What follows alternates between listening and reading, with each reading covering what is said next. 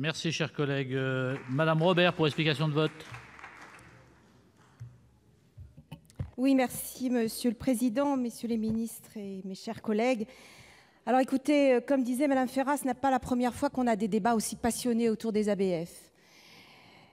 Et je trouverais vraiment regrettable, au moment où nous allons passer à un vote qui va être important, que les différents compromis que nous avons trouvés sur la LCAP et que nous avons trouvés lors de la PPL de nos collègues Pointereau et Bourquin, à l'initiative d'ailleurs de notre rapporteur, Monsieur Leleux, se retrouvent du coup remis en question par un vote aussi important.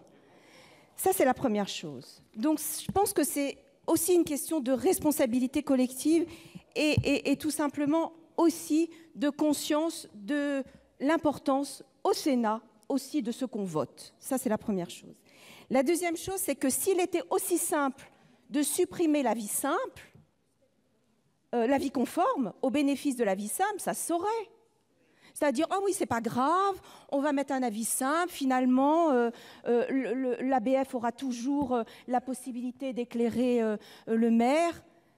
Si c'était aussi simple que ça, on n'aurait pas ces débats aussi passionnés, parce que derrière, on sait très bien que c'est l'autorité de l'ABF, non pas au sens autoritaire du terme, mais son expertise, sa formation, c'est-à-dire la façon dont parce qu'il représente aussi l'intérêt général et que la préservation du patrimoine est d'ordre d'intérêt général, c'est un bien public, et que cette autorité, forcément, serait mise à mal ou du moins fragilisée.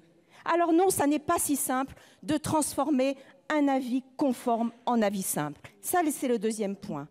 Le troisième point, c'est de se dire, à un moment, ah bah oui, ça c'est pas grave parce que c'est seulement sur 2 objets. Mais on est conscient aussi qu'on ouvre la boîte de Pandore et on a déjà eu ces débats.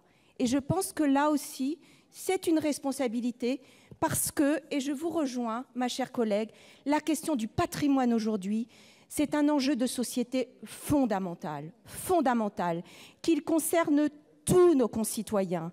Et qu'à cet égard-là, je pense que nous devons vraiment faire attention à ce que nous allons voter tout à l'heure. Et je pense qu'en plus, les amendements qui nous ont été proposés par nos collègues, à la fois garantissent cette préservation, mais nous permettent, et je terminerai là aussi, de dire aux ABF qui sûrement nous écoutent, même s'il y a des instances de dialogue qui ont été mises en place, où on peut les associer, que peut-être, oui, et nous sommes aussi soucieux de ça, qu'il y a d'autres méthodes de travail qui sont à l'œuvre avec aussi notre génération d'ABF aujourd'hui dans nos territoires. Merci beaucoup. Madame Préville.